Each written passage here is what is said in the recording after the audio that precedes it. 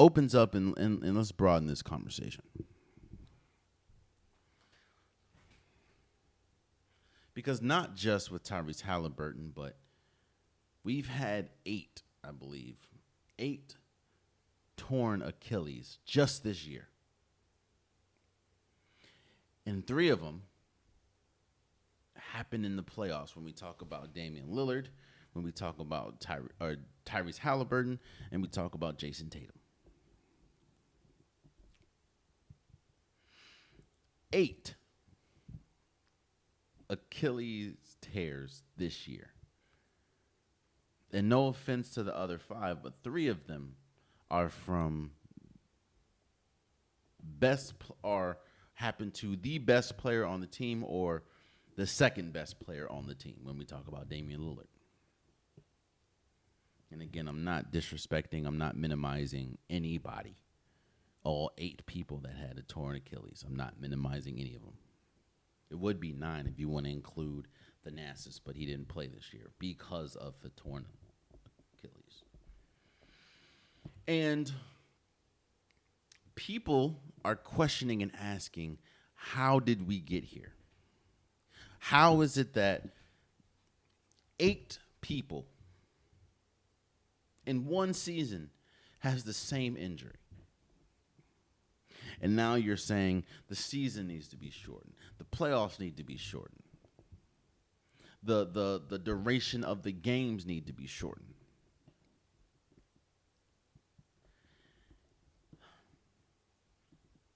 And I get it. There has to be a reason. And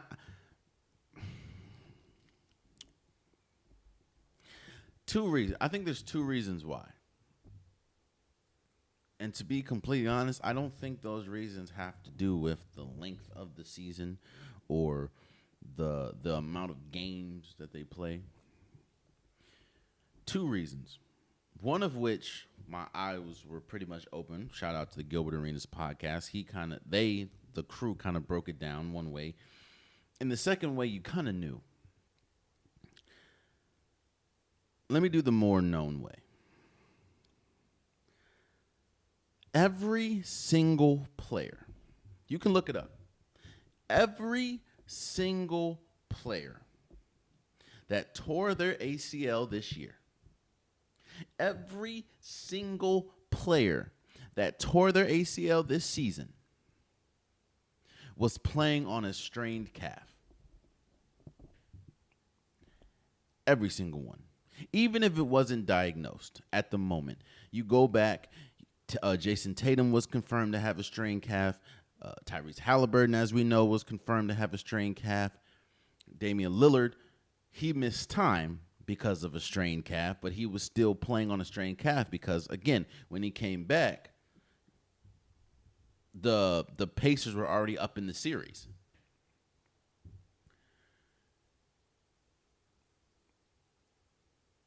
Every single Achilles tear came off the backs of a strained calf.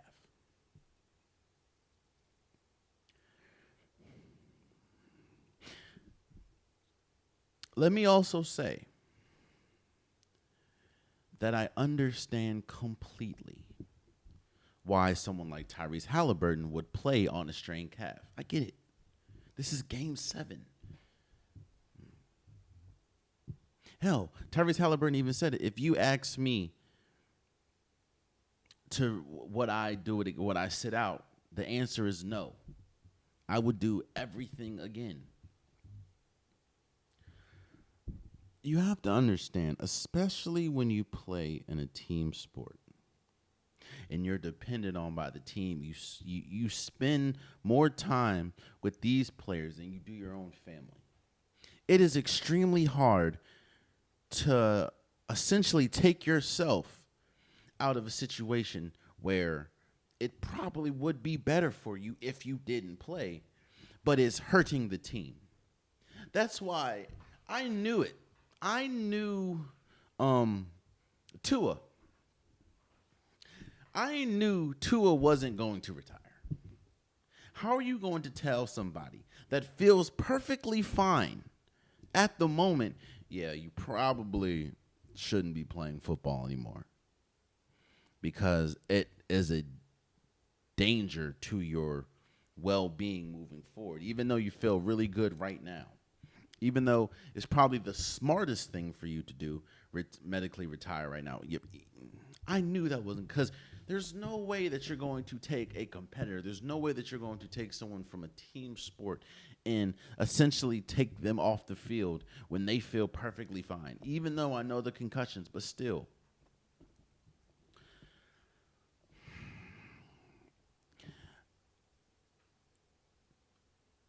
Moving forward, I think that we need to essentially put some respect on a strained calf. We need to put some respect on on the severity of a calf strain. The severity of that injury. I know it sounds weak.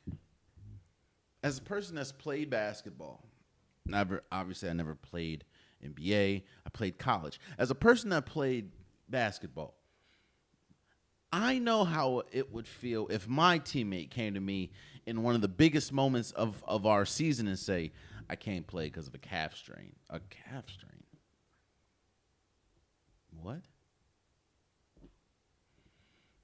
And I understand how it sounds as the person saying it. A calf strain? Bro, if you don't put some ice on and let's go, that's and I know it sounds crazy, but that's what happens.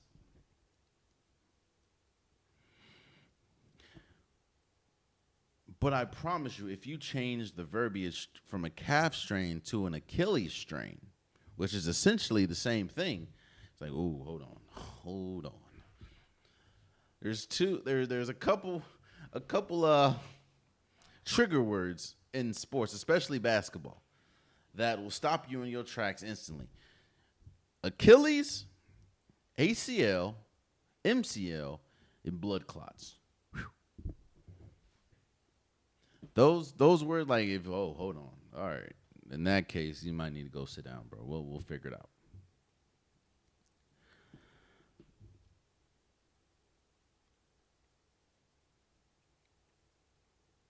There isn't a coincidence that all 8 instances that we're talking about, all 8 people that tore their Achilles this year was playing on a calf strain. And you can say, well, Jay, yeah, he was playing on a calf strain, but that's not the leg. That's not the Achilles that tore. Yeah, I know. But when one side hurts, you're overcompensating with the other side. So you're doing things on that side that you're not used to doing because you can't do it on the side that's strained, the side that hurts. I know it's 2 different things, but that's why I understand completely. As a person that went through it, I understand completely how someone like Steph Curry couldn't play through a hamstring injury. I was hella shocked when I saw that Aaron Gordon was playing through it, because when I had had a grade 1 hamstring strain, I couldn't walk straight for the first week and a half. So I get it. But if you would have played, it could have bloomed as something bigger. It's time to take, just like the NFL didn't know how important concussions were until it was time to take it serious. This is a serious matter, bro. I know it sounds, calf strains don't sound scary, but it is. Because it can lead, as we've seen 8 times just this year. It would be 9 if the Thanasis Antetokounmpo played.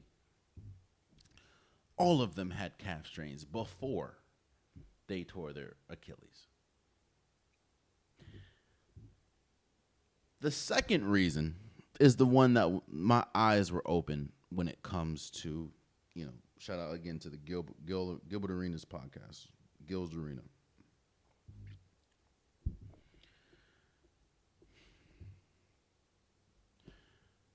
Do you know that essentially off seasons are done? Do you realize the NBA Finals just ended? And I think next on Wednesday, tomorrow, today, the NBA draft is here.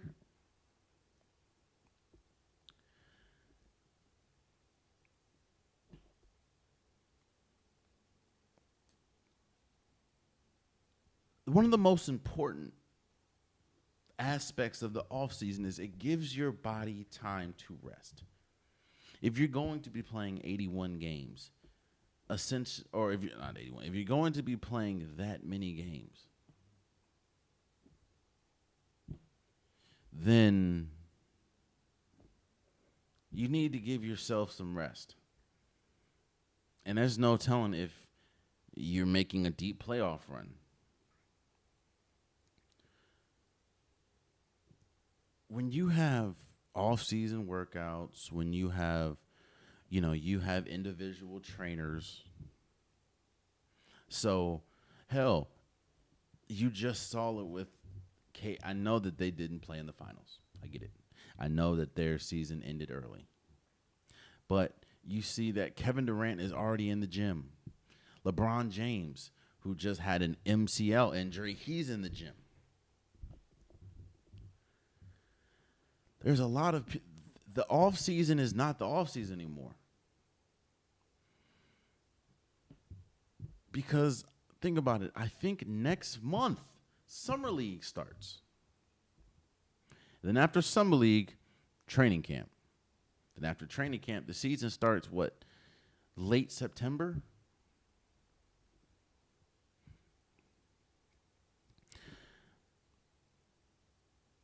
If these are going to be the off seasons, if you're going to essentially shrink the off season, which the NBA does and these players do because it's hard to get them off the court. I understand it. It's hard to get someone off the court, especially when they feel like they were so close to their goal that they didn't reach. Again, you have people full-blown training right now, and the season literally ended on Sunday.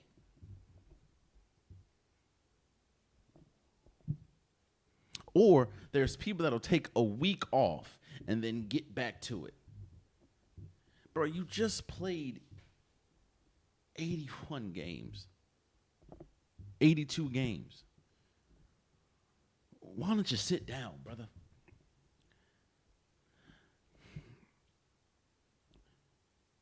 I don't think the issue is the length of the season.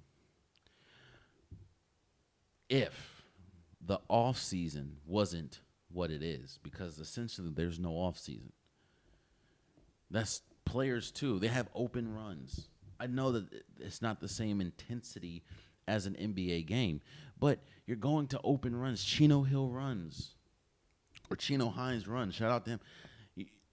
These players are not giving them their bodies time to rest.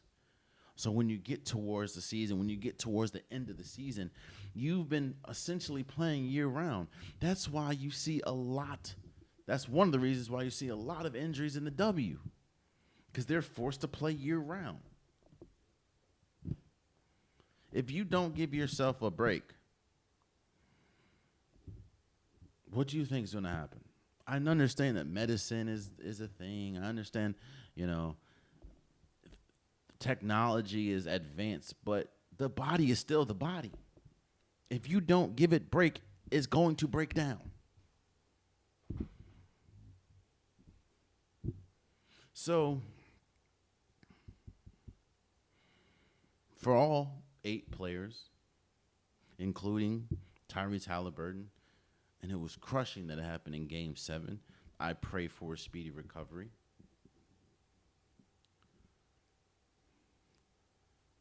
But I think that especially this year, it should open our eyes. It should open our eyes. It didn't open our eyes, obviously, in 2019 when Kevin Durant did it. Even it was in the finals. Who might I add, can't rush back from a calf strain.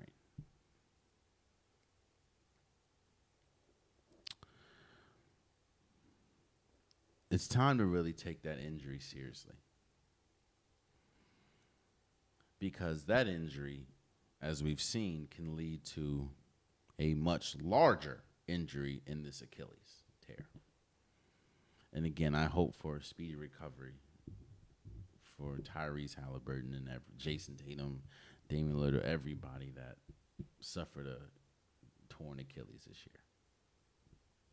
year.